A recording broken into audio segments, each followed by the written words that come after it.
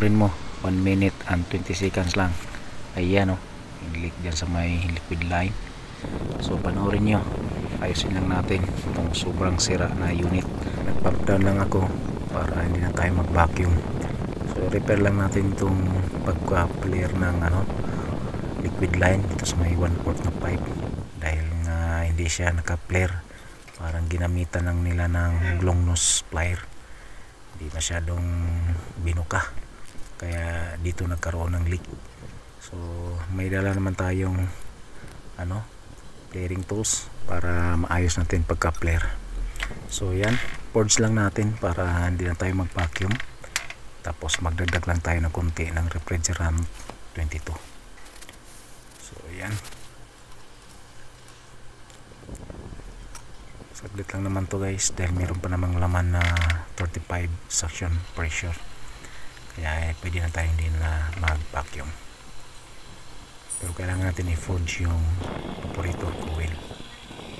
Ayan, ayos na guys, pwede na to. 150 SR para time natin 2025. Pwede na pambili ng ulam. Ayan o, ayun o, pera na naman, kitang kita yung problema.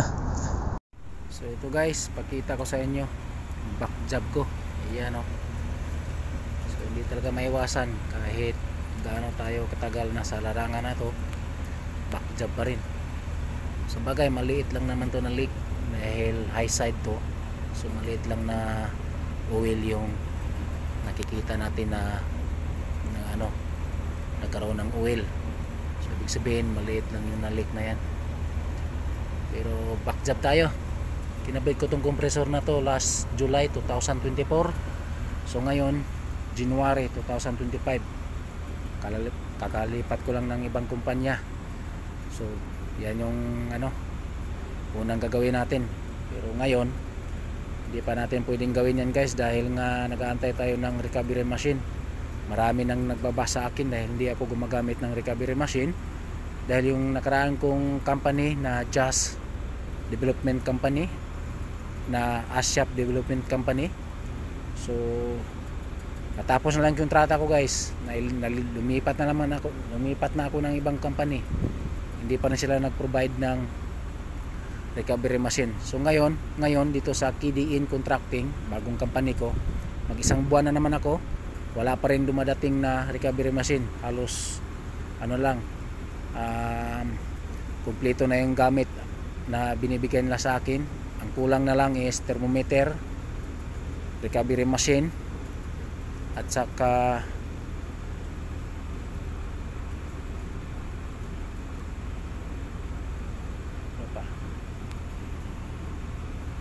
ang kulang na lang is thermometer, recovery machine, at saka yung yung malaking copper tube, malaking tube cutter. So hanggang ngayon hindi pa rin dumadating. So hindi mo natin gagawin yan. So pinakita ko lang sa inyo, hindi talaga maiwasan. Back job ko. Ayan o, 6 months pa lang mula nung kinabit ko, karoon ng leak dito. So yan. So being transparent lang tayo bilang isang content creator or vlogger, para so yan o, back job, 6 months pa lang. So yan, being isang transparent na content creator para sa inyo. So maraming nagbabas din sa atin na so para sa inyo. So hindi pa natin gagawin yan guys, dahil wala pa tayong recovery machine, dahil dumadami na yung basher natin. Hindi tayo gumagamit daw ng recovery machine. So antayin natin, dahil yung last company natin hindi rin nag-provide. Ngayon isang buwan na, mag-isang buwan na ako, wala pa rin, hindi pa rin mag-isang buwan na ako, hindi pa rin nag-provide. So sana makabili sila para matira na natin yan, at saka hindi natin pakawalan dun sa ilalim ng tubig. Maraming nagbaba sa atin eh. Okay, so thank you guys. So ipinakita ko lang sa inyo, hindi talaga maiwasan, back job yan, 6 months pa lang. So yan, thank you. So guys, pakita ko lang sa inyo yung back job ko. Ayan o, may maliit na leak dito. So So maliit lang yan, or micron leak, dahil ano lang siya, maliit lang yung oil na kumalat dito sa pipe na to. Tsaka discharge to, high pressure to, so maliit lang naman yan, dahil pag malaki yan sigurado kumalat na yan dyan. So pinakita ko lang sa inyo guys, di talaga maiwasan kahit gaano kayo katagal na sa larangan na to, magkaroon pa rin tayo ng back job. So yan yung back job natin, kinabit ko yan guys pagbalik ko galing bakasyon last 2024 July. So ngayon January 2025, so yan yung sumalubong sa atin sa bagong company. So hindi mo natin gagawin yan guys, dahil marami nang nagbaba sa atin, dahil hindi daw tayo gumagamit ng recovery machine. So antayin muna natin, dahil ngayon halos binili ng lahat ng mga so dahil ngayon mag-isang buwan na ako dito sa bago kong company na KDN Contracting, hindi pa rin sila nag-provide ng recovery machine. So baka parehas din sila sa ASYAP Development Company, dati kong company. So hindi rin nag-provide, baka masita na naman tayo, mababas na naman tayo na pagkawala natin yung freon, yung refrigerant sa ilalim ng tubig. So wala tayong magawa eh. Magbigay sana yung nagbabas sa atin ng pira, or pasahuran nila ako, dahil lagi silang nagsasabi na huwag ka mang magtrabaho. Ano hindi ko magtatrabaho, kailangan ko. Huwag ka nang magtrabaho pag hindi sila mag-provide. Paano hindi magtatrabaho? Kailangan sa pamilya ko. Bigyan nyo ako ng pera, hindi ko gagawin yan. So pasahurin nyo ako sa club. So sahuran nyo ako sa isang kontrata ko, 3 years ng kontrata ko, hindi ako gagawin to. Saka hindi ko pakawalan yung freon sa ilalim ng tubig. So ganun lang guys, pinakita ko lang sa inyo, hindi talaga maiwasan kahit gaano tayo katagal na sa larangan na to, back job pa rin tayo. Ayan o, 6 months pa lang yan guys. Wala eh, sabagay maliit lang naman yan. Pag meron tayong recovery machine, madali lang yan banatan, madali lang yan tirahin natin. So antay-antay lang muna tayo, dahil mag-isang buwan na rin ako, wala pa rin dumadating na recovery machine. Baka mamaya parehas din to sa dating kong company. Okay, thank you guys. So shoutout ko sa inyo mga lahat dyan. So thank you guys, hindi talaga maiwasan, ganun talaga, back job. Okay, so ito guys, pakita ko sa inyo yung back job ko. Ayan o, may micron leak dito, or maliit na leak. So may maliit na leak dito. So ano lang yan. Good morning guys, pakita ko lang sa inyo guys yung back job ko last 2024 July.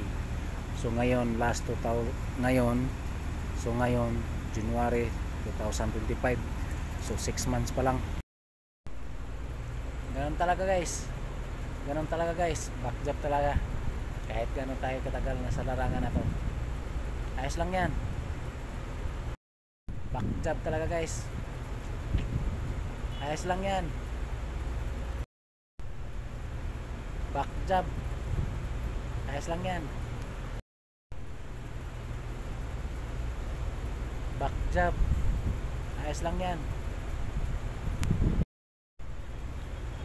Ganun talaga guys, meron talaga tayong back job.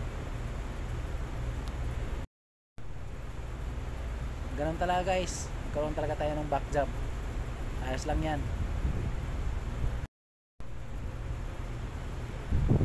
Ganun talaga guys, magkaroon talaga tayo ng back job na trabaho, ayos lang yan. Ganun talaga guys, kailangan talaga, ganun talaga guys, kahit gano'n tayo katagal lang sa trabaho, karoon talaga tayo ng back job, ayos lang yan. Back job, ayan o, 6 months pa lang guys mula nung kinabit natin tong compressor. Back job Malgers, back job guys, ayan o, 6 months pa lang mula nung kinabit natin tong compressor. ng leak. Back job si Malders. Back job si Malders guys. 6 months pa lang mula nung kinabit natin to. Wala,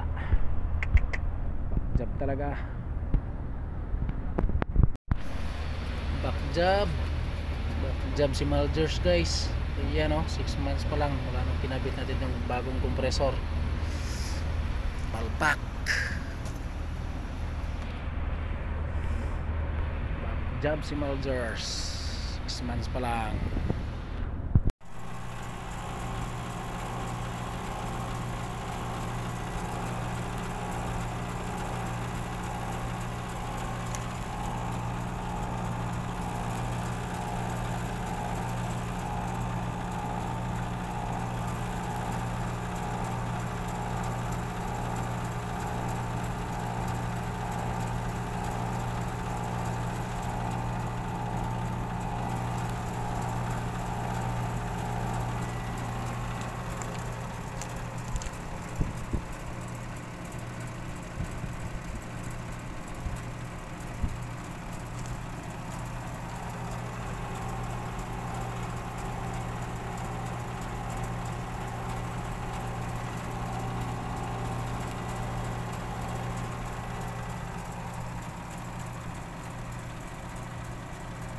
Maingay na condenser fan motor, bearing yung may problema, so kailangan natin na palitan ng bago. Ayan so tara, palitan natin. So bilisan lang natin guys, fast forward natin ng konti para mabilis. Habang nagro-robing kasi ako ngayong umaga guys, napansin ko na maingay ito siya ng konti, kaya nung na-check tayo, mayroon nga siyang alog. So posibilidad bearing yung problema nito. So pag mga ganitong senaryo guys, kailangan agapan na natin agad, dahil pag minsan matagal na gumagana yung unit. Ngayon kasi hindi na masyadong mainit pa, so paunti-unti lang, or minsan sa isang araw 3 beses lang gumagana yung unit or yung compressor. So pag matagal-tagal na gumagana yung unit, tapos matama or may tama na itong bearing, pag malasing tayo, pag mawasak yung pinaka-bearing, sira yung winding, dahil sasabit kasi yung rotor sa stator, kaya maipit yung winding or matamaan yung winding, kaya masisira. So pag mga ganitong kunting ingay lang, dapat agapan na natin agad para safety yung mga natin, pan motor. Dahil yung mga condenser pan motor dito sa site ko guys, napansin ko na hindi na lahat mayroong thermal fuse, dahil nga mga naka-rewind na itong mga pan motor na to. Nung dumating ako dito, hindi na original yung winding niya, dahil dati pag masira pinapa-rewind lang nila. So ngayon wala nang thermal fuse yung nakalagay or nakakabit dun sa, or naka-series dun sa common winding. Kaya pag may tama yung bearing, kahit uminit na yung winding or yung motor, dahil nga matigas na yung bearing, hindi talaga siya mag-trip or hindi siya mag-auto switch off, kaya gana pa rin siya ng gana. Pag mawasak yung bearing, sira din yung winding. Kaya ito yung ginagawa ko para safety. Lagi kong iniikot, pag may kunting sira or ingay, tinatanggal ko na agad para safety yung winding natin. So yan, binabalik na natin guys. Yung size ng bearing na kinabit natin guys, 6203. Yung brand is SKF, okay, made in France. So maganda na to, matibay-tibay na to, abutin to next year. Okay, tapos nagpalit din tayo ng power supply, dahil medyo na siya, nag-brittle na siya ng konti, dahil nga uminit yung winding ng motor, dahil wala ng thermal fuse. So pinalitan natin para sigurado. So yan, bago na yan yung power supply niya, safety na yan. Lagyan din natin ng insulation malapit sa may winding. So ito lang naman yung laging nasisira guys, lalo na pag tag-init, yung mga CFM bearing, dahil nga bilad siya sa araw o nasa labas siya, tapos ang init kasi dito, lalo na pag yung bearing konti lang yung grasa. Kaya ang ginagawa ko guys, nagdagdag talaga ako ng grasa tuwing magpalit ako ng bagong bearing. dahil yung grasa na nilalagay ng kampanya or factory kunti lang, so mabilis matuyo pag summer. Kaya ang ginagawa ko, pinupuno ko ng grasa yung bearing para matagal siyang matuyo. Tsaka pag lagi mong iniikot yung unit guys, ma-recognize mo naman na walang ingay o may kakaibang ingay sa isang CFM. So ayan, okay na. Ayan oh, smooth na. So para may balik na rin natin, dahil isa lang yung gumagana doon, tinakpan lang natin ng karton. Ayan oh, Gentech ang brand. So kinabit na natin para wala na tayong tatrabuhan bukas. Ngayon kasi guys, taglamig, so hindi masyadong gumagana yung unit natin, paminsan-minsan lang. Ayan yung running ampere nya guys, 4.0. So okay na, body nameplate nya. Ayan, thank you. Window aircon nag-yellow after sa capillary tube. So ano ang apat na posibleng dahilan? Abangan.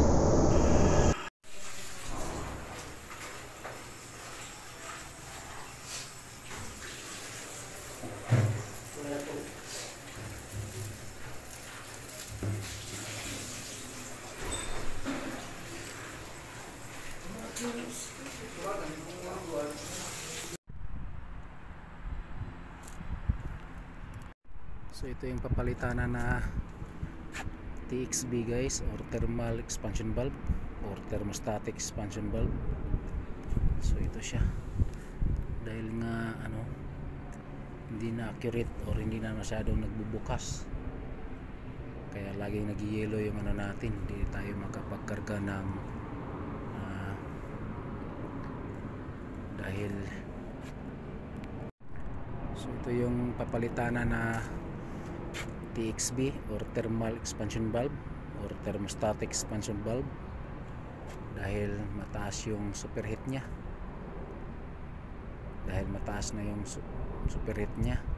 hindi na masyadong nagbubukas yung valve nya sa loob. So ito yun, ilan yung nito, distributor, 1, 2, 3, 4, 5, 6, 7, 8, 9, 10, 11, 12. So it means 24 na 1/4 ang size. Tapos yung bypass nya 1/4 din. So ito siya, nasa 3/4, tapos ito nasa 1 1/8 siguro to. So yung size niya guys, pang 30 TR. So ayan yung niya, ayan o. Pwede siya sa R22, pwede rin siya sa 407C Emerson, made in China. So model niya TRAE plus 30 HCA 6A, tapos may nakasulat pa doon C0631. So C0631. So 30 TR to. So siguro ito yung TRAE plus 30. So ayan, Emerson. So papalitan natin to pag dumating na yung pinabili natin, dahil ang taas na ng superheat nya, hindi na masyadong nagbubukas yung valve nya, tapos di tayo makapagkarga ng tama, nasa 45 lang ang taas na ng natin, discharge pressure, umabot na ng 320. So kaya nag-yellow yung after ng TXB. Okay, so update ko lang kayo guys pag dumating na yung pinabili natin ng TXB, para papalitan natin yan. So 30 TR train package aircon, dalawang compressor, scroll type compressor, naka-series siya. Ayan.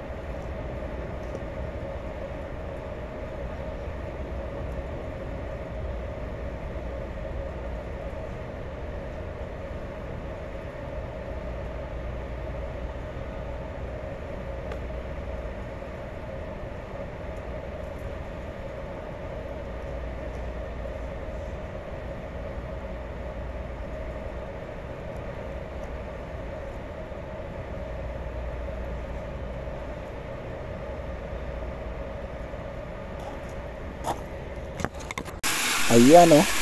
Pag mayroon nang mag-renovate ng office, kawawa yung unit natin. Ang dumi. Ayan.